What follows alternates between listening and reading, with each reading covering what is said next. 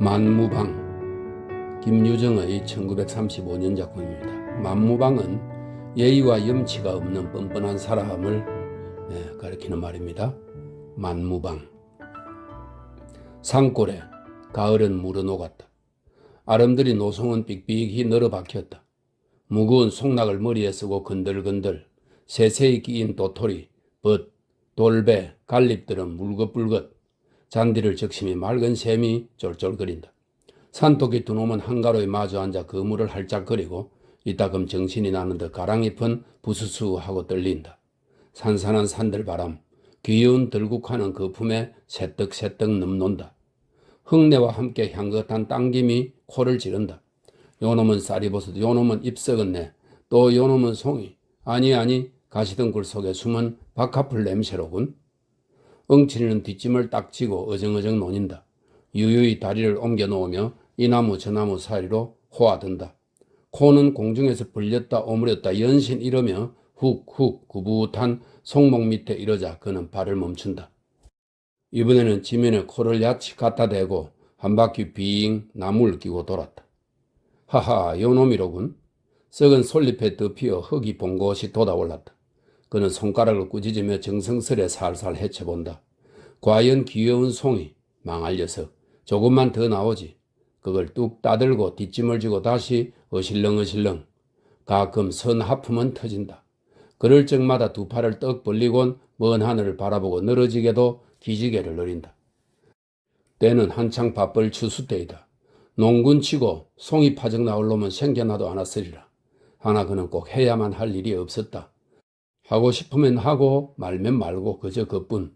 그러하면 먹을 것이 들어있느냐면 있기는커녕 부쳐 먹을 농토조차 없는 계집도 없고 자식도 없고 방은 이때야 남의 겹방이요 잠은 새우잠이요.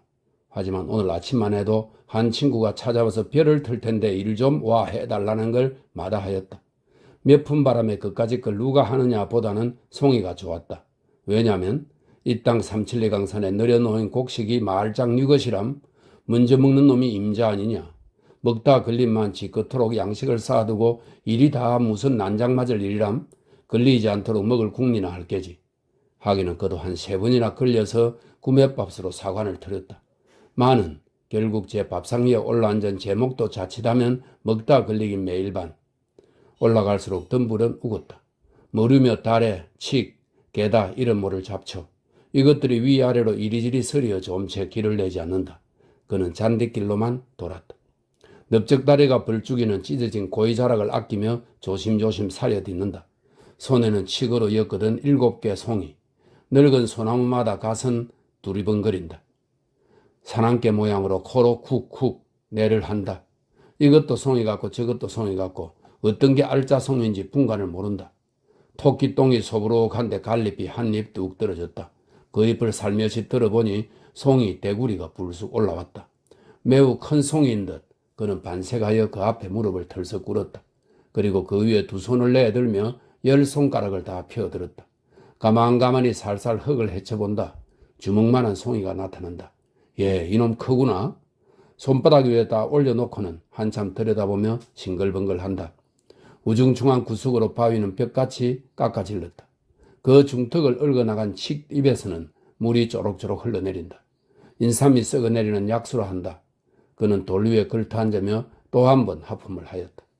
간밤 쓸데없는 노름에 밤을 팬 것이 몹시 나른하였다. 따사로운 햇발이 숲을 새어든다.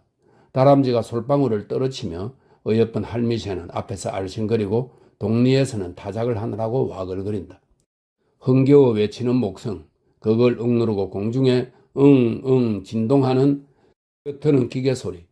맞은편 산속에서 어린 목동들의 노래는 처량히 울려온다. 산속에 묻힌 마을의 전경을 멀리 바라보다가 그는 눈을 찌긋하며 다시 한번 하품을 뽑는다. 이 웬 놈의 화품일까? 생각해보니 어제 저녁부터 여태껏 창자가 골렸던 것이다. 불현듯 송이 꾸러미에서 그중 크고 먹음직한 놈을 하나 뽑아들었다. 엉치리는 그 송이를 물에 쓱쓱 부벼서는 떡 벌어진 대구리부터 글상슬에 덥석 물어 떼었다. 그리고 넙죽한 입이 움질움질 씹는다. 혀가 녹을 듯이 만질만질하고 향기로운 그 맛. 이렇게 훌륭한 놈을 입맛만 다시고 못 먹다니. 문득 옛 추억이 혀끝에 뱅뱅 돈다. 이놈을 맛본다는 것도 참 근자의 일이다. 간불생심이지. 어디 냄새나 똑똑히 맡아보리. 산속으로 쏘다니다 백판 못따기도 하려니와 떨어 딴다는 놈은 행여 상할까봐 손도 못대게 하고 집에 데려다 묻고 하는 것이다. 그러나 요행이 한 꾸름이 차면 금시로 장에 가져다 판다. 이틀 사흘씩 공들인 거로되 잘하면 40전, 못 받으면 25전.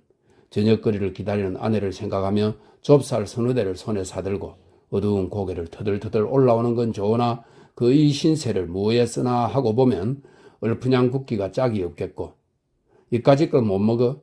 그래 홧김에 또 한 놈을 뽑아들고 이번에 물에 흙도 씻을 새 없이 그대로 덥석거린다. 그러나 다른 놈들도 별 수 없으렸다.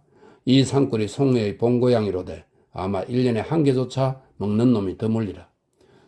썩어진 두상들. 그는 폭넓은 얼굴을 일그리며 남이나 들으란 듯이 이렇게 비웃었다. 썩었다 하면 대생겼다 모멸하는 그의 언투였다.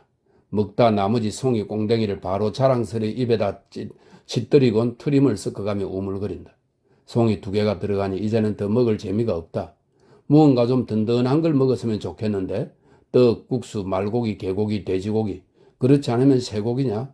아따 궁한판이니 아무거나 저 아래 무덤 앞에서 뺑뺑 맨다. 골골거리며 감도는 걸 보매 아마 알자리를 보는 맥이라. 그는 돌에서 궁뎅이를 들었다. 낮은 하늘로 외면하여 못 본 척하고 닭을 향하여 적현으로 널찍이 돌아내린다. 그러나 무덤까지 왔을 때 몸을 돌리며 후후후 이 자식이 어딜 가 후 두 팔을 벌리고 쫓아간다. 산 꼭대기로 치무니 닭은 허둥지둥 갈 길을 모른다. 요리 맡긴 조리 맡긴 꼬고대거리며 속마 태울 뿐. 그러나 바위 틈에 끼어 왁살스러운 그 주먹에 모가지가 둘로 나기에는 불과 몇 분 못 걸렸다. 그는 어서간 숲속으로 찾아들었다. 닭의 껍질을 홀랑 까고서 2다리를 들고 찢으니 배창이 옆구리로 꿰어진다. 그놈은 긁어 뽑아서 껍질과 한데 뭉치어 흙에 묻어버린다. 고기가 생기고 보니 연하여 나느니 막걸리 생각. 이걸 부글부글 끓여놓고 한 사발 떡 곁으면 똑 좋을 텐데 제기. 응칠의 고기는 어디 떨어졌는지 술집까지 못 가는 고기였다. 아무리나 고기 먹고 술 먹고 거꾸로 못 먹느냐? 그는 닭의 가슴패기를 입에 들여대고 쭉 찢어가며 먹기 시작한다. 쫄깃쫄깃한 놈이 제법 맛이 들었다. 가슴을 먹고 넓적다리, 볼기짝을 먹고 그 반 반점을 다 해내고 나니 어쩐지 맛이 좀 적었다. 결국 음식이란 양념을 해야 하는군. 숲을 속으로 그냥 내던지고 그는 설렁설렁 내려온다. 숲속을 빠져 화정깨로 내리려 할 때 벼랑간 등 뒤에서 여보게 저 응칠이 아닌가? 고개를 돌려보니 대장간하는 성파리가 짝달마간 채수에 들갑작스럽게 고개를 넘어온다. 그런데 무슨 기난 일이나 있는지 불이 나게 달려들더니 자네 응곡의 논에 비어 없어진 거 아나? 응칠이는 그만 가슴이 덜컥 내려앉았다. 이 바쁜 때 농군의 몸으로 응곡에까지 애를 써갈 놈도 없으려니와 또한 하필 절 보고 비어이 없어짐을 말하는 것이 여간 심상치 않은 일이었다. 잡담지하고 응칠이는 자네는 어째서 응고기까지 갔던가? 하고 대담스레 그 눈을 쏘아보았다. 그러나 성파리는 조금도 겁먹은 기색 없이 어쩌다 지났지 뭘 그래? 하며 도리어 얼레발을 치고 덤비는 수작이다. 고얀 놈. 응칠이는 입대 다녀야 동물을 팔아 배를 채우고 그런 비열한 짓은 안 한다. 낯을 붉히자 눈에 불을 보이며 어쩌다 지냈다? 응칠이가 이 동네에 들어온 것은 어느덧 달이 넘었다. 이제는 물릴 때도 되었고 좀 떠보고자 생각은 간절하나 아우의 일로 말미암아 망설이는 중이었다. 그는 오라는 데는 없어도 갈 데는 많았다. 산으로 들로 해변으로 발뿔이 놓이는 곳이 즉 가는 곳이다. 그러나 저물면은 그대로 쓰러진다. 남의 방앗간이고 흙간이고 혹은 강가 시세장 물론 수가 좋으면 꿰떼기 위해서 밤을 편히 잘 적도 있었다. 이렇게 하여 강원도 어수룩한 산골로 이리 넘고 저리 넘고 못 간 데 별로 없이 유람겸 편답하였다. 그는 한 구석에 머물러 있으면 가슴이 답답할 만치 되고 괴로웠다. 그렇다고 응칠이가 본시 역마직성이냐 하면 그런 것도 아니다. 그도 5년 전에는 사랑하는 아내가 있었고 아들이 있었고 집도 있었고 그때야 어딜 하루라도 집을 떨어져 보았으랴. 밤마다 아내와 마주 앉으면 어찌하면 이 살림을 좀 늘어볼까 불어볼까 애간장을 태우며 가정 국리를 대하고 대하였다마는 별 뾰족한 수는 없었다. 농사는 열심으로 하는 것인데 알고 보면 남는 건 겨우 남의 빚뿐. 이러다가는 결말엔 봉변을 면치 못할 것이다. 하루는 밤이 깊어서 코를 골며 자는 아내를 깨웠다. 밖에 나아가 우리의 세간이 몇 개나 되는지 세어보라 하였다. 그리고 저는 별 위에 먹을 갈아 찍어들었다. 벽에 바른 신문지는 누렇게 그을렀다. 그 위에다 아내가 불러주는 물목대로 일일이 내려 적었다. 독이 3개, 호미가 2, 낫이 하나로부터 밥사발 젓가락, 지피 석당까지, 그 다음에는 제가 빚을 얻어온데 그 사람들의 이름을 쭉 적어 놓았다. 금액은 제각기 그 아래다 달아놓고 그 옆으론 조금 사이를 떼어 역시 조선문으로 나의 소유는 이것밖에 없노라. 나는 54원을 갚을 길이 없음에 죄진 몸이라 도망하니 그대들은 아예 싸울 게 아니겠고 서로 의논하여 억울치 않도록 분배하여 가기 바라노라 하는 의미의 성명서를 벽에 남기자 안으로 문들을 걸어닫고 울타리 밑구멍으로 새 식구가 빠져나왔다. 이것이 응칠이가 팔자를 고치던 첫날이었다. 그들 부부는 돌아다니며 밥을 빌었다. 아내가 빌어다 남편에게, 남편이 빌어다 아내에게. 눈보라는 살을 에인다. 다 쓰러져가는 물방앗간 한 구석에서 섬을 두르고 어린애에게 젖을 먹이며 떨고 있더니 여보게요 하고 고개를 돌린다. 왜 하니까 그 말이 이러다간 우리도 고생일 뿐더러 첫째 어린애를 잡겠소. 그러니 서로 갈립시다 하는 것이다. 하긴 그럴 법한 말이다. 짓불도 없는 것들이 붙어 다니는데 별 수는 없다. 그보다는 서로 갈리어 제멋대로 빌어먹는 것이 오히려 같던 하리라. 그는 선뜻 응낙하였다. 아내의 말대로 개가를 해가서 젖먹이나 잘 키우고 몸성이 있으면 혹 연분이 다 다시 만날지도 모르니까. 마지막으로 아내와 같이 땅바닥에서 나란히 누워 하룻밤을 새고 나서 날이 훤해지자 그는 툭툭 털고 일어섰다. 매 팔자란 응칠이의 팔자이겠다. 그는 버젓이 개트럼으로 길을 걸어야 걸릴 것은 하나도 없다. 논멜 걱정도, 호포 바칠 걱정도, 빚 갚을 걱정, 아내 걱정 또는 굶을 걱정도. 호동거란이 털고 나서니 팔자 중에는 아주 상팔자다. 먹고만 싶으면 도야지고 달기고 개고 언제나 옆을 떠날 새 없겠지. 그리고 돈도. 그러나 주제소는 그를 노려보았다. 툭하면 오라 가라 하는데 학질이었다. 어느 동리고 가 있다가 불행한 일이만 나면 누구보다도 그부터 붙들려 간다. 왜냐면 그는 전과사범이었다. 처음에는 도박으로, 다음엔 절도로, 또 그 다음에도 절도로. 그러나 이번 멀리 아우를 방문하면 생활이 궁하여 건드려 왔다거나 혹은 일을 해보러 온 것은 결코 아니었다. 혈족이라곤 단 하나의 동생이요. 또한 오래 못 본지라 때없이 그리웠다. 그래 모처럼 찾아온 것이 뜻밖의 덜컥 이를 만났다. 지금까지 논의 벼가 서 있다면 그것은 성한 사람의 짓이라 안 할 것이다. 응호는 응곡의 논의 벼를 여태 베지 않았다.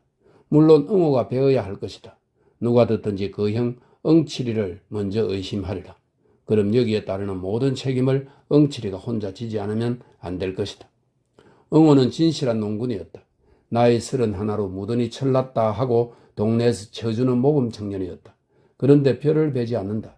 남은 다들 거둬들였고 털기까지 하려면 그는 벨 생각조차 않는 것이다. 지주라든 혹은 그에게 장리를 놓은 긴참판이든 뻔질 찾아와 벼를 베라 독촉하였다. 얼른 틀어서 낼 건 내야지 하면 그 대답은 계집이 죽게 됐는데 벼는 다 뭐지요? 하고 한결같이 내뱉는 소리뿐이었다. 응호의 아내가 지금 기지사경임에 틈은 없었다 하더라도 돈이 놀아서 약을 못 쓰는 이판이니 진시 벼라도 틀어야 할 것이다. 그러면 왜 안 틀었던가? 그것은 작년 응호와 같이 지주문전에서 타작을 하던 친구라면 묻지는 않으리라. 한 해 동안 애를 조리며 헛자식 모양으로 알뜰히 가꾸던 그 벼를 거둬들이면 기쁨에 틀림없었다. 꼭두 새벽부터 하며 괴로움을 모른다. 그러나 캄캄하도록 틀고 나서 지주에게 도지를 제하고 장리사를 제하고 색초를 제하고 보니 남은 것은 등줄기를 흐르는 식은 땀이 있을 따름. 그것은 슬프다 하기보다 끝없이 부끄러웠다. 같이 틀어주던 동무들이 빤히 쳐다보고 있는데 빈지게로 덜렁거리며 집으로 돌아오는 건 진정 열적기 짝이 없는 노릇이었다. 참다 못해 응호는 눈에 눈물이 흘렀던 것이다. 가뜩한데 엎치고 덮치더라고 올해는 고나마 흉작이었다. 새바람과 비에 벼는 깨깨 비틀렸다. 그놈을 가을하다가 먹을 게 남지 않으면 물론이요. 빚도 다 못 가릴 모양. 에라 빌어먹을 것 너희들끼리 캐다 먹든 말든 마음대로 하여라 하고 내던져 두지 않을 수 없다. 벼를 거뒀다고 말만 나면 빚쟁이들은 우 몰려들 거니까. 응칠의 제목은 여기에서도 뚜렷이 드러난다. 국으로 가만만 있었다면 좋을 걸 이 사품에 뛰어들어 지주의 뺨을 제법 갈긴 것이 응칠이었다. 처음에야 그럴 작정이 아니었다. 그는 여러 곳 물을 마신 이만치 어지간히 속이 튄 건달이었다. 지주를 만나 까놓고 썩 좋은 소리로 의논하였다. 올농사는 반실이니 도지도 좀 감해주는 게 어떠냐고. 그러나 지주는 아무 말 없이 고개를 모로 흔들었다. 정 이르면 하여튼 1년품은 빼야 할 테니 나는 그 논에다 불을 지르겠소 하여도 잠자코 응치 않는다.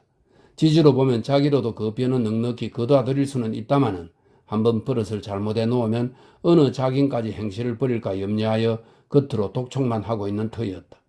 실상이야 고까지 볕 좀 있어도 고만 없어도 고만 그 심보를 눈치채고 엉치는 화를 벌컥 낸 것만은 좋으나 저도 모르게 대뜸 주먹뺨이 들어갔던 것이다. 이렇게 문제 중에 있는 벼인데 귀신의 노름같이 병괴가 생겼다. 다시 말하면 벼가 없어졌다. 그것도 병들어 쓰러진 쭉정이를 제쳐놓고 뭘로 그랬는지 알짱 이상만 따갔다. 그 면적으로 의림하면 아마 못돼도 한 대말가량은 될런지. 응칠이가 아침 일찍이 그 논깨로 논일자 이걸 발견하고 기가 막혔다. 누굴 성가시게 굴리고 그러는지 산속에 파묻힌 논이라 아직은 본 사람이 없는 모양이다. 하나 동리에 이 소문이 퍼지기만 하면 저는 어느 모르던 혐의를 받아 패는 조이 입어야 될 것이다. 응치는 송이도 송이려니와 실상은 국리에 바빴다. 속중으로 지목 갈망한 놈을 여러 들어보았으나 이렇다 찍을 만한 증거가 없다. 어쩌면 재승이나 성팔이 이 둘 중의 지실이라 하고 결국 이렇게 생각된 것도 응철이가 아니면 안 될 것이다. 원수는 외나무 다리에서 만났다. 응치는 저의 짐작이 들어맞음을 알고 당장에 일을 낼 듯이 성팔이의 눈을 들이 노렸다. 성팔이는 신이 나서 떠들다가 그 눈총에 의리가 질려서 고만 붕붕하였다. 그리고 얼굴이 헬쓱하여 마주대고 쳐다보더니 그래 자네 왜 그렇게 노하나? 지내다 보니까 그렇길래 일테면 자네 보고 얘기지 뭐 하고 뒷갈망을 못하여 우물쭈물한다. 노하긴 누가 노해? 응치는 뻗팅겼던 몸에 좀 더 힘을 올리며 응고개를 어째 갔더냐 말이지? 놀러 갔다 오는 길인데 우연히 놀러 갔다? 거기가 노는 데인가? 글쎄 그렇게까지 물을 게 뭔가? 난 응고개 아니라 서울은 못 갈 사람인가? 하다가 성팔이는 속이 타는지 코로 흥 하고 날숨을 길게 뽑는다. 이렇게 나오는 데는 더 물을 필요가 없었다. 성팔이는 놈도 여간내기가 아니요 구장 내 소친과 무언가 떼다 먹고 한번 다녀온 놈이었다. 많이 사귀지는 못했으나 독립평판이 그놈과 같이 다니다가는 엉뚱한 일 만난다 한다. 이번에 응칠이 저 역시 그 습수에 걸렸음을 알고 그야 응고개라고 못 갈 리 없는데 고 한번 엿먹다. 그러나 자네도 알다시피 그 어디야? 거기 바로 길이 있다든지 사람 사는 혹 모른다 하지만은 성한 사람이야 응고개에 뭘 먹으러 가나? 그렇지 자네야 심심하니까 하고 앞을 꽉 눌러 등을 떠본다. 여기에는 대답 없고 성팔이는 덤덤히 쳐다만 본다. 무엇을 생각했는가 한참 있더니 호주머니에서 단풍값을 꺼낸다.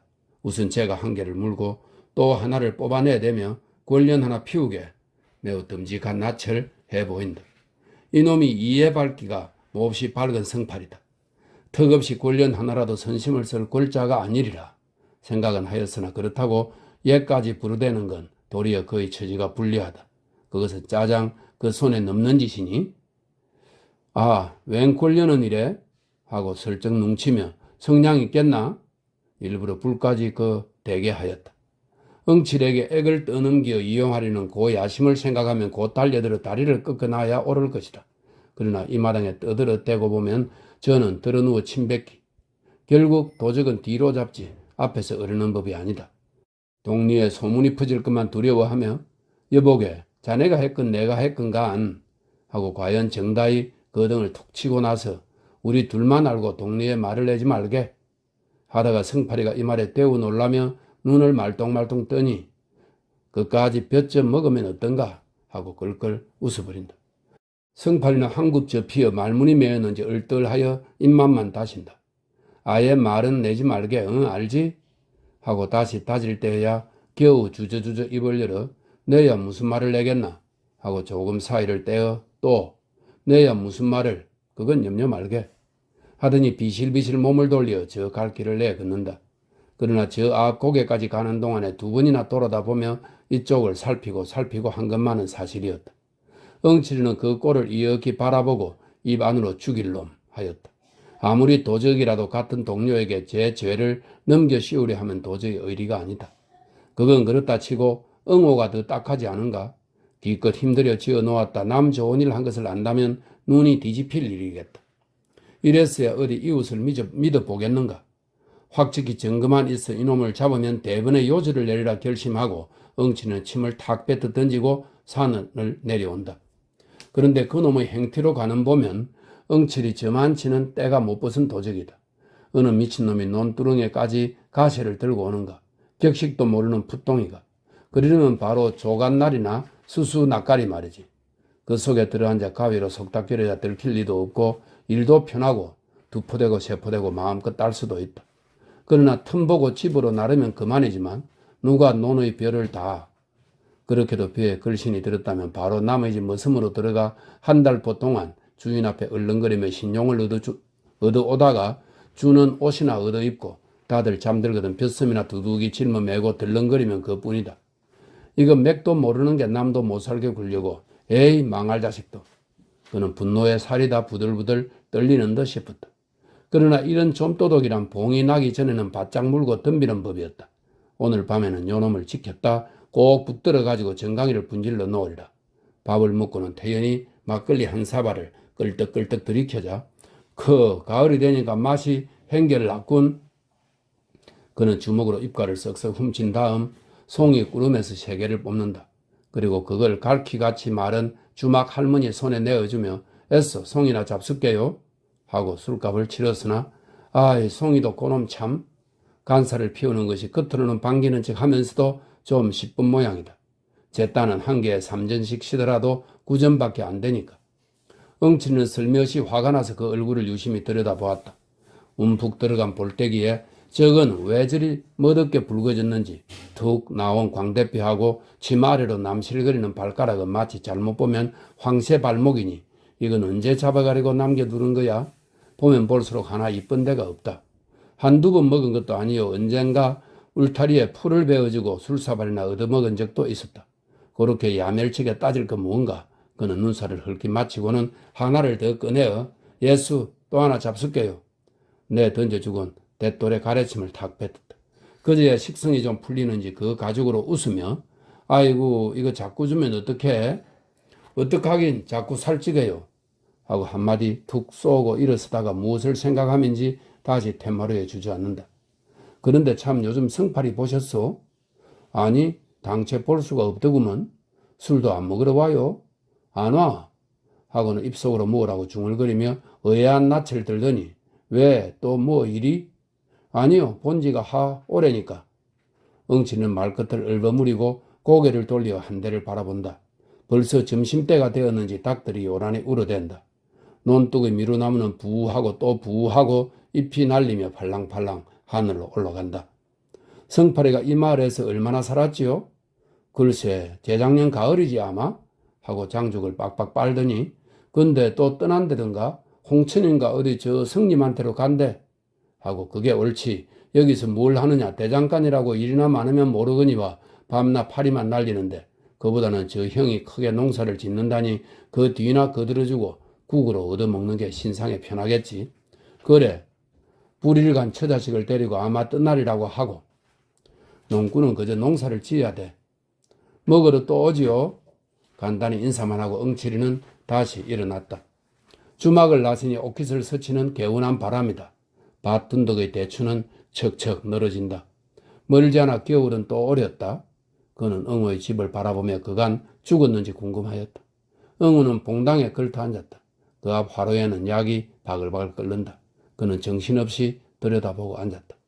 우중충한 방에서는 아내의 가쁜 숨소리가 들린다. 쌕쌕 하다가 아이고 하고는 까무러치게 콜록거린다. 가래가 치밀어 몹시 괴로운 모양. 뽑아줄 사이가 없이 풀들은 뜰에 엉켰다. 흙이 드러난 지붕에서 망초가 휘어청 바람은 가끔 찾아와 쌀이문을 흔든다. 그럴 적마다 문은 얼씬염스럽게 삐걱삐걱 이웃의 발발이는 부엌에서 한참 바쁘게 달그락거린다. 마는 아침에 아내에게 먹이고 남은 조죽밖에야. 아니 그것도 참 남편이 마저 긁었으니 사발에 붙은 찌꺼기 뿐이리라. 그 다 졸았나 보다. 엉치는 약이란 다 졸면 못 쓰니 고만 짜먹여라 하였다. 약이라야 어제 저녁 올 뒤에서 올가들인 구렁이지만. 그러나 응어는 듣고도 흘렸는지 혹은 못 들었는지 잠자코 고개도 안 든다. 옛다 송이 맛이나 봐라 하고 형이 손을 내밀자야 겨우 시선을 들었으나 술이 근황한 그 얼굴을 거북살스레 훑어본다. 그리고 송이를 고맙지 않게 받아 방에 짓들이고는 이거나 먹어 하다가 뭐?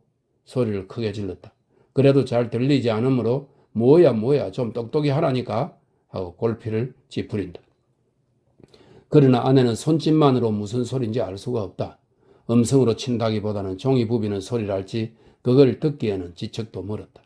가만히 보다 응치리는 제가 다 불안하여 뒤 보겠다는 게 아니냐? 그럼 그렇다 말이 있어야지. 남편은 이내 짜증을 내며 몸을 일으킨다. 병약한 아내의 음성이 날로 변하여 감을 시방 안 것도 아니련만. 그는 방바닥에 늘어져 꼬치꼬치 마른 반 송장을 조심히 일으키어 등에 업었다. 울박 반머리에 잿가는 놓였다. 머리가 눌릴만치 납작한 굴속이다. 게다가 거미줄은 예제없이 엉키었다. 부춧돌 위에 내려놓으니 아내는 벽을 의지하여 웅크리고 앉는다. 그리고 남편은 눈을 멀뚱멀뚱 뜨고 지키고 섰는 것이다. 이 꼴들을 멀거니 바라보다 엉치리는 맞듣지 않게 코를 휘잉 풀며 입맛을 다시었다. 응호의 짓이 어리석고 우라가 터져서이다. 요즘 응호가 형에게 잘 말도 않고 왜 으딱비딱 하는지 그 속은 엉치리도 모르는 바 아닐 것이다. 응호가 이 아내를 찾아올 때 꼭 3년간을 머슴을 살았다. 그처럼 먹고 싶던 술 한 잔 못 먹었고 그처럼 침을 삼키던 그 개고기 한 매 물론 못 샀다. 그리고 사경을 받는 대로 꼭꼭 장리를 놓았으니 후일 선체로 썼던 것이다. 이렇게까지 근사를 모아 얻은 계집이려만 단 2해가 못 가서 이 꼴이 되고 말았다. 그러나 이 병이 무슨 병인지 도시 모른다. 의원에게 한 번이라도 변변히 뵌 적이 없다. 혹 안다는 사람이 말인즉 뇌저민이 어렵다 하였다. 돈만 있으면야 뇌점이고 연병이고 알 바가 못 될 거로되 사날 전 거리로 쏟아 나오며 성님 하고 팔을 펼 적에는 응호도 어지간히 급한 모양이었다. 왜? 엉치리가 몸을 돌리니 허둥지둥 그 말이 이제는 별 도리가 없다. 있다면 꼭 한 가지가 남았으니 그것은 엊그저께 산신을 부리는 노인이 이 마을에 오지 않았는가. 그 노인이 응호를 특히 동정하여 15원만 들여 산치성을 올리면 씻은 듯이 낫게 해주리라 하는데 성님은 언제나 돈 만들 수 있지요. 그거 안 된다. 치성 들여 날 병이 왜 안 낫겠니? 하여 여전히 딱 떼고 그러게 내 무례든 예전에 계집 다 내버리고 날 따라 나서랬지 하고 그래 농군의 살림이란 제 목맥이라지. 그러나 아우가 아무 말 없이 몸을 획 돌리어 집으로 들어갈 때 엉치는 속으로 또 괜한 소리를 했구나 하였다. 응호는 도로 아내를 업어다 방에 뉘었다. 약은 다 졸았다. 불이 삭기 전 짜야 할 것이다. 식기를 기다려 약사발을 입에 대어주니 아내는 군말 없이 그 구릉이 물을 걸떡걸떡 들이마신다. 엉치는 마당에 우두커니 앉았다. 사람의 목숨이란 과연 중하군 하였다. 그러나 계집이라는 저 물건이 저렇게 떼기 어렵도록 중할까 하니 암만 해도 할 수 없고 너 참 요 건너 성팔이 알지? 너하고 친하냐? 성이 뭐라는데 그거 좀 대답 좀 하렴 하고 소리를 빽질러도 아우는 대답은 말고 고개도 안 든다. 그러나 응치리는 하늘을 쳐다보고 트림만 끄 하고 말았다. 술기가 코를 꽉꽉 찔러야 할 터인데 이건 풋김치 냄새만 코 밑에서 뱅뱅 돈다. 공짜 김치만 퍼먹을 게 아니라 한 잔 더 했으면 좋았을걸. 그는 일어서서 대를 허리에 꽂고 궁둥이의 흙을 털었다. 벼 도둑 맞은 이야기를 할까? 하다가 아서라 가뜩이나 울상이 속이 쓰릴 것이다. 그보다는 이놈을 잡아놓고 낭중 희자를 뽑는 것이 점잖겠지. 그는 문 밖으로 나와버렸다. 답답한 아우의 살림을 보니 역 답답하던 제 살림이 연상되고 가슴이 두루 답답하였다. 이런 때에는 무가 십상이다. 사실 하나님이 무를 마련해낸 것은 참으로 은혜로운 일이다. 맹맥할 때 한 개를 씹고 보면 꿀꺽하고 쿡 치는 그 맛이 좋고 남의 무밭에 들어가 하나를 쑥 뽑으니 가랑무, 익히 이거 오늘 운수 대통이로군. 내 던지고 그 다음 놈을 뽑아들고 개울로 내려온다. 물에 쓱쓱 닦아서는 꽁지는 이로 베어 던지고 어서 깨물어 붙인다. 개울 둔득에 포플러는 호젓하게도 매출이 컸다. 자갈돌은 그 밑에 옹기종기 모였다. 가생이로 잔디가 소보록하다. 응치는 나가 자빠져 마을을 건너다 보며 눈을 물뚱물뚱 굴리고 누웠다. 산이 뺑뺑 돌려 숨이 콕 막힐 듯한 그 마을. 아리랑 아리랑 아라리요. 아리랑 뛰어라 노다가세. 중기차는 가자고 웬고동 트는데 정든님 품 안에 낙구 낙누 낙누. 아리랑 아리랑 아라리요. 아리랑 뛰어라 노다가세. 내일 갈지 모레 갈지 내 모르는데 옥식이 강낭이는 심어 뭐하리. 아리랑 아리랑 아라리요. 아리랑 뛰어라. 그는 콧노래를 이렇게 흥얼거리다 갑작스레 강릉이 그리웠다. 펄펄 뛰는 생선이 좋고 아침 햇살이 비끼어 힘차게 출렁거리는 그 물결이 좋고 이까지 둠 구석에서 쪼들리는데 대단히. 그래도 저희 딴에 뭐 농사 좀 지었답시고 악을 북북 쓰며 잘도 떠들어댄다. 하지만 그런 중에도 어디엔가 형언치 못할 쓸쓸함이 떠들지 않는 것도 아니다. 30년 전 술을 빚어놓고 쇠를 올리고 흥에 질리어 어깨춤을 덩실거리고 이러던 가을과는 저 딴 쪽이다. 가을이 오면 기쁨에 넘쳐야 될 시골이 점점 살기만 뛰어오면 웬일인고. 이렇게 보면 재작년 가을 어느 밤 산중에서 낫으로 사람을 찢어 죽인 강도가 문득 머리에 떠오른다. 장을 보고 오는 농군이 죽였다. 그것도 만이나 되었으면 모르되 빼앗은 것이 한껏 동전 내잎에 수수 7대. 게다가 흔적이 탈로 날까 하여 낫으로 그 얼굴의 껍질을 벗기고 조기 떼강이 이기듯 끔찍하게 남기고 조긴 망난이다. 흉악한 자식. 그 알량한 돈 사전에 나 같으면 가여워 뜻돈을 주고라도 왔으리라. 이번 놈은 이따위 깍딱이는 아닐런지 할 때 찬 김과 아울러 참이는 소름에 머리끝이 다 쭈뼛하였다. 그간 아우의 농사를 대신 돌봐주기에 이럭저럭 날이 늦었다. 오늘 밤에는 이놈을 다리를 꺾어놓고 내일쯤은 봐서 설렁설렁 떠는 것이 옳은 일이겠다. 이 산을 넘을까 저 산을 넘을까 주저거리며 속으로 점을 치다가 슬그머니 코를 골아 올린다. 밤이 내리니 만물은 고요히 잠이 든다. 검푸른 하늘의 산봉우리는 울퉁불퉁 물결을 치고 흐릿한 눈으로 별은 떴다. 그러다 구름대가 몰려 닥치면 깜깜한 절벽이 된다. 또한 마을 한복판에는 거친 바람이 오락가락 쓸쓸히 궁글고 이따금 코를 찌르는 후련한 산사내음새. 북쪽 산밑 미루나무에 쌓여 주막이 있는데 유달리 불이 반짝인다. 노새 젊어서 놀아. 노래소리는 나직나직 한산이 흘러온다. 아마 별을 뒤심대고 외상이리라. 응치는 잠자코 벌떡 일어나 바깥으로 나섰다. 그리고 다 나와서야 그 집 친구에게 눈치를 안 채이도록 내 잠깐 다녀옴세. 어딜 가나? 친구는 웬 영문을 몰라서 빤히 쳐다보다 밤이 이렇게 늦었으니 나갈 생각 말고 어여 이리 들어와 자라 하였다. 기껏 둘이 앉아서 개코 짖고 떠들다가 잠자코 일어서니까 꽤 이상한 모양이었다. 건너 마을가 담배 한 봉 사오려고. 담배 여기 있는데 또 사 뭐하나? 친구는 호주머니에서 굳이 연봉을 꺼내어 손에 들어 보이더니 이리 들어와 섬이나 좀 쳐주게. 아 참 깜빡 하고 엉치는 미안스러운 낯으로 뒤통수를 걸쩍걸쩍한다. 하기는 섬을 좀 쳐달라고 며칠 때 당부하는 걸 노름에 몸이 팔려 그만 잊고 했던 것이다. 먹고 자고 이렇게 신세를 지면서 이건 썩 안 됐다 생각은 했지만 내 곧 다녀올 걸 뭐. 어정쩡하게 한마디 남기곤 그 집을 뒤에 남긴다. 그러나 이 친구는 그럼 곧 다녀오게 하고 때를 제치는 법은 없었다. 언제나 여일같이 그럼 잘 다녀오게 이렇게 그 신상만 편하기를 비는 것이다. 응치는 모든 사람이 저에게 그 어떤 경의를 갖고 대하는 것을 가끔 느끼고 어깨가 으쓱거린다. 백판 모르는 사람도 데리고 앉아서 몇 번 말만 좀 하면 대뜸 구부러진다. 그렇게 장한 것인지 그 일을 하다가 그 일이라야 도둑질이지만 들어가 욕보던 이야기를 하면 그들은 눈을 커다랗게 뜨고 아이고 그걸 어떻게 당하셨소? 하고 저기 놀라면서도 그래 그 돈은 어떻게 했소? 또 그럴 생각이 납디까요? 참 우리 같은 농군에 되면 호강살이요? 하고들 한편 썩 부러운 모양이었다. 저들도 그와 같이 진탕 먹고 살고는 싶으나 주변 없어 못하는 그 울분에서 그런 이야기만 들어도 다소 위안이 되는 것이다.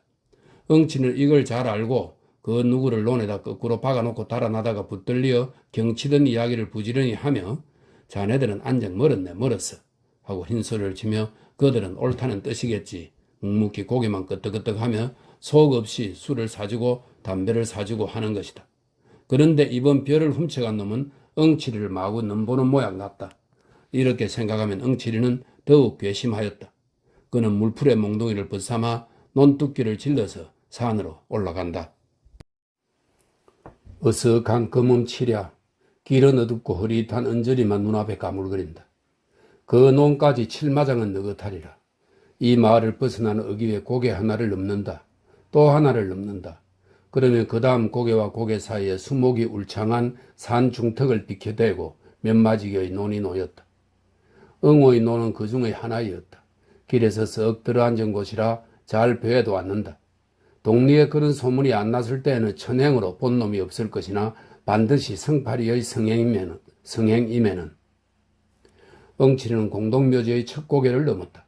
그리고 다음 고개의 마루턱을 올라섰을 때 다리가 주춤하였다. 저 왼편 높은 산고랑에서 불이 반짝하다 꺼진다. 짐승불로는 너무 흐리고 아하 이놈들이 또 왔군. 그는 가던 길을 옆으로 세웠다. 더듬더듬 나무가지를 짚으며 큰 산으로 올라간다. 바위는 미끄러 내리며 발등을 찍는다. 딸기 가시에 종아리는 따갑고 엉금엉금 기어서 바위를 끼고 감돈다. 산 그방 꼭대기에 바위와 바위가 어깨를 겹고 움숙 들어간 굴이 있다. 풀들은 뻗치어 굴문을 막는다. 그 속에 돌아앉아서 5놈이 머리를 맞대고 수군거린다. 불빛이 셀까 염려다. 난포불을 야치 달아놓고 몸들을 바싹바싹 여미어 가리운다. 어서 후딱후딱 쳐 가깝에서 원. 이번엔 누가 빠지나? 이 사람이지 뭘 그래. 다시 섞어 어서 이따위 수작이야. 하고 한 놈이 골을 내고 화투를 빼앗아 제 손으로 섞다가 깜짝 놀란다. 그리고 버썩 대드는 엉치리를 벙벙이 쳐다보며 얼뚤한다. 그들은 엉치리가 오는 것을 왕고척이 싫어하는 눈치였다. 이런 애송이 노름판인데 엉치리를 들였다가는 맥을 못 쓸 것이다. 속으로는 떼우 끓였지만은 그렇다고 엉치리의 비위를 건드리면 더욱 좋지 못하므로 아 엉치리인가 어서 들어오게 하고 선웃음을 치는 놈에 난 올 듯 하기에 자네를 기다렸지 하고 어수대는 놈. 하여튼 한캐 떠보세. 이놈들은 손을 잡아 들이며 썩들 환영이었다.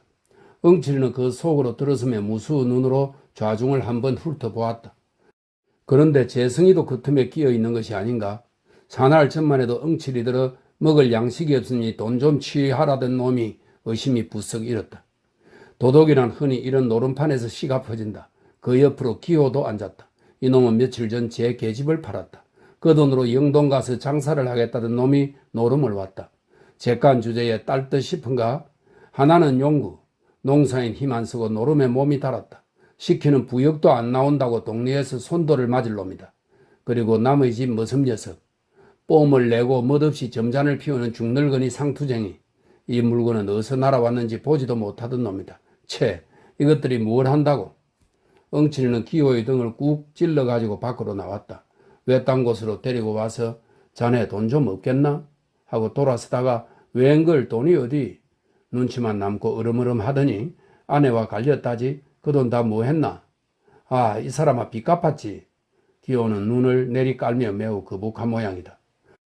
오른편 엄지로 한 코를 막고 흥 하고 내뽑더니 이번 빚에 졸리어 죽을 뻔했네 하고 묻지 않는 발뺌까지 얹어서 설대로 덩어리를 걸쭉걸쭉한다. 그러나 엉치리는 속으로 이놈 하였다. 엉치리는 실눈을 뜨고 기호를 유심히 쏘아주었더니 꼭 사원 남았네 하고 선뜻 알리고 빚 갚고 무엇하고 허지부지 녹았어. 어색하게도 혼자말로 우물쭈물 웃어버린다. 엉치리는 퉁명스러이 나 이웃만 쳐야게 하고 돈을 내대다 그래도 잘 듣지 않으면 따서 둘이 노눌 테야. 누가 떼먹나? 하고 소리가 한번 빽 아니 나올 수 없다. 이 말에야 기호도 비로소 안심한 듯 저고리 섭을 쳐들고 훔쩍거리다 쭈삣쭈삣 꺼내놓는다. 따는 엉치리의 솜씨면 낙자는 없을 것이다. 서로 재간이 모자라 잃는다면 우격이라도 도로 몰아갈 테니까. 나도 함께 떠보세. 엉치는 우제스레 굴로 기어든다. 그 콧등에는 자신 있는 그리고 흡족한 미소가 떠오른다. 사실이지 노름만큼 그를 행복하게 하는 건 다시 없었다. 슬프다가도 화투나 투전장을 손에 들면 공연스레 어깨가 으쓱거리고 아무리 일이 바빠도 노름판은 옆에 못 두고 지난다. 그는 이놈저놈의 눈치를 슬쩍 한번 훑고 두 패로는 우지? 엉치리는 재승이와 용구를 데리고 한 옆으로 비껴 앉았다. 그리고 신바람이 나서 화투를 섞다가 손을 딱 짚으며 튀전이래지. 일단 화투는 하여튼 뭘 할 텐가? 녹비킨가 결텐가? 약단이나 그저 보지. 사방은 매섭게 조용하였다. 바위 위에서 혹 바람에 모래 구르는 소리뿐이다. 어쩌다 옛다 봐라 하고 화투짝이 쩔꺽한다. 그리고는 다시 쥐죽은 듯 잠잠하다. 이들은 이욕의 몸이 달아서 이야기고 뭐고 할 여지가 없다. 행여 속지는 않는가 하여 눈들이 빨개서 서로 독을 올린다. 어떤 놈이 뜯는 놈이고 어떤 놈이 뜯기는 놈인지 영문 모른다. 엉치리가 한 장을 내던지고 명월 공산을 보기 좋게 떡 젖혀 놓으니 이거 왜 숫자질이야? 용구는 고를 벌컥 내며 쳐다본다. 뭐가? 뭐라니? 아, 이 공산 자네 밑에서 빼내지 않았나? 보았으면 고만이지 그렇게 노할 건 또 뭔가? 엉치는 어설피 입맛을 쩍쩍 다시다. 그럼 이번엔 파토지? 하고 손의 화토를 땅에 내던지며 껄껄 웃어버린다. 이때 한 옆에서 벼랑간 이 자식 죽인다.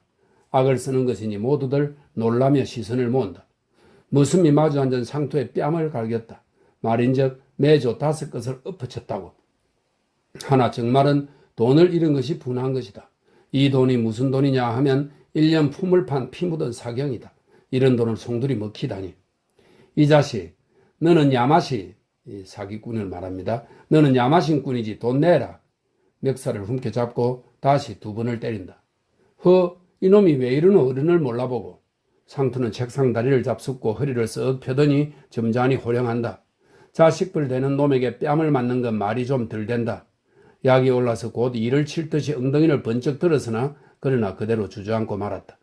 악에 바짝 받친 놈을 건드렸다가는 결국 이쪽이 손해다. 더럽다는 듯이 허허 웃고 버릇없는 눈 다 받고 하고 꾸짖은 것은 잘 됐으나 기어이 어이쿠 하고 그 자리에 푹 엎어진다. 이마가 터져서 피가 흘렀다.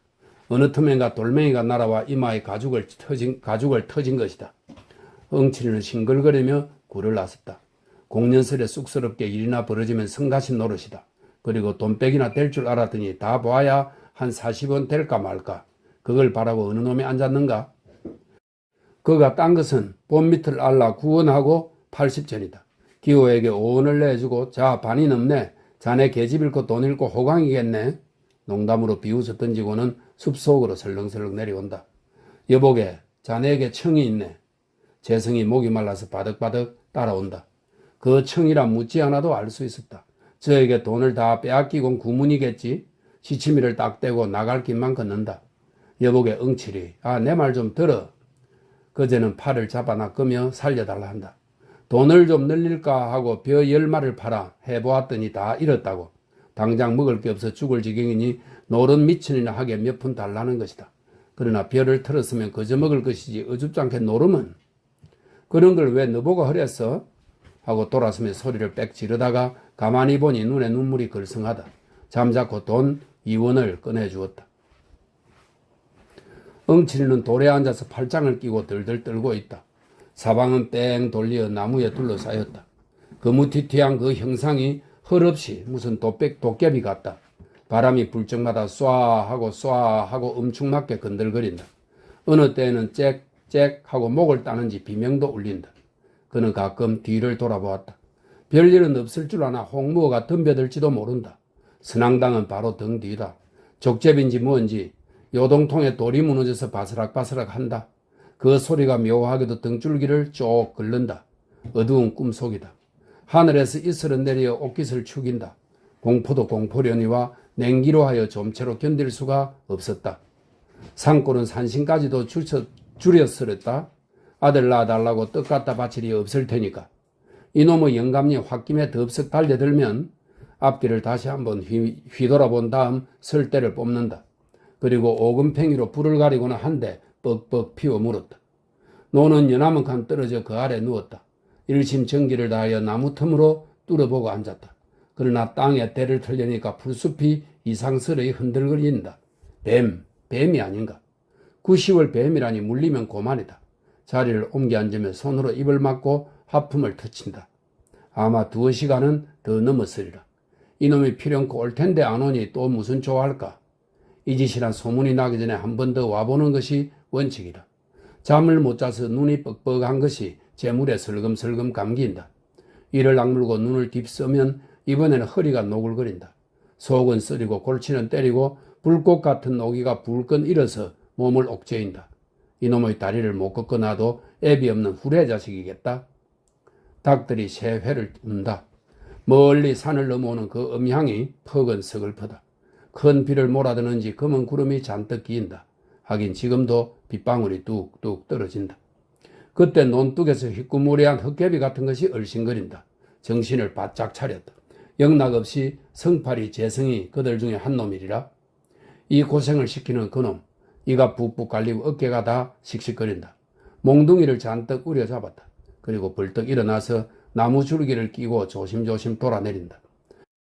하나, 도랑쯤 내려오다가 그는 멈실하여 몸을 뒤로 물렸다. 늑대 두 놈이 짝을 짓고 이편산에서 저편산으로 설렁설렁 건너가는 길이었다. 빌어먹을 늑대, 이것까지 말썽이람? 이마에 식은 땀을 씻으며 도로 제자리로 돌아온다. 어쩌면 이번 이놈도 재작년 강도 짝이나 안 될런지 급시로 불길한 예감이 뒤통수를 탁 치고 지나간다. 그는 옷깃을 여미어 한 대를 더 붙였다. 돌연히 풍세는 심하여진다.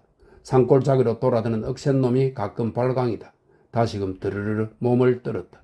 가을은 왜 이 지경인지 여기서 밤새울 생각을 하니 기가 찼다. 얼마나 되었는지 몸을 좀 녹이고자 일어나서 서성서성 할 때였다. 논으로 다가오는 희미한 그림자를 분명히 두 눈으로 보았다. 그리고 보니 피로고 한고이고 다 딴소리다. 고개를 내대고 딱 버티고 서서 눈에 쌍심지를 올린다.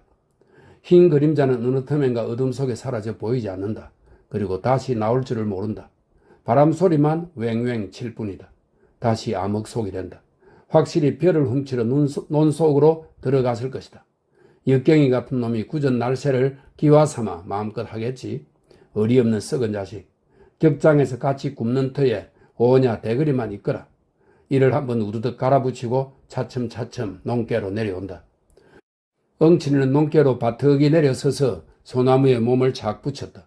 섣불리 서둘다간 나무의 횡액을 입을지도 모른다. 다 훔쳐가지고 나올 때만 기다린다. 몸뚱이는 잔뜩 힘을 올린다. 1시경쯤 지났을까 도적은 다시 나타난다. 논둑에 머리만 내놓고 사면을 두리번거리더니 그제야 기어나온다. 얼굴에는 눈만 내놓고 수군인지 뭔지 헝겊이 가려었다.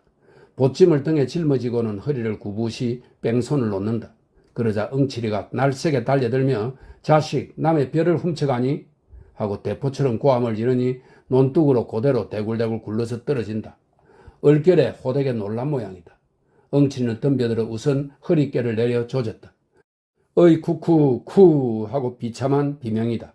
이 소리에 귀가 번쩍 뛰어서 그 고개를 들고 팔부터 벗겨보았다. 그러나 너무나 어이가 없어서인지 시선을 치거두며 그 자리에 우두망찰한다. 그것은 무서운 침묵이었다. 살뚱맞은 바람만 공중에서 북새를 논다. 한참을 신음하다 도적은 일어나더니 성님까지 이렇게 못살게 굴기요? 제법 눈을 부라리며 몸을 획 돌린다. 그리고 느끼며 울음이 복받친다. 보침도 내버린 채 내건 내가 먹는데 누가 뭐래? 하고 대통설의 내뱉고는 비틀비틀 논 저쪽으로 없어진다.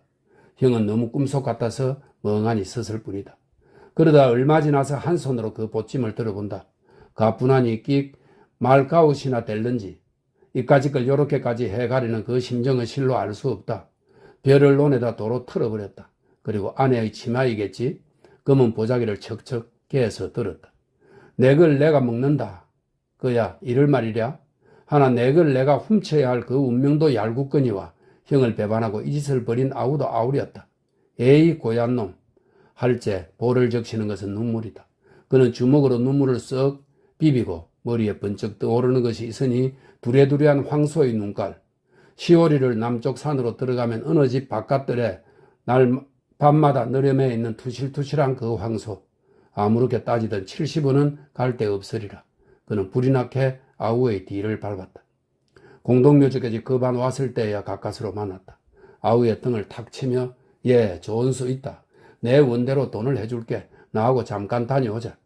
씩씩한 어조로 기쁘도록 달래했다. 그러나 아우는 입 하나 열려하지 않고 그대로 실죽하였다. 뿐만 아니라 어깨 위에 올려놓은 형의 손을 부질없다는 듯이 몸으로 털어버린다. 그리고 삑 달아난다. 이걸 보니 엄청나고 기가 확 막히었다. 이놈아 하고 악에 바치어 명색이 성이라며 됐던 몽둥이는 들어가 그 볼기짝을 후려갈겼다. 아우는 모로 몸을 꺾더니 신압으로 찌그러진다. 뒤미처 앞 정강이를 때리고 등을 팼다. 일어나지 못할 만치 매는 내렸다. 체면을 불고하고 땅에 엎드려 엉엉 울도록 매는 내렸다. 홧김에 확인했을 때 그 꼴을 보니 또한 마음이 편할 수 없다. 침을 퇴 뱉어 던지곤 팔자 드신 놈이 그저 그렇지 별 수 있나.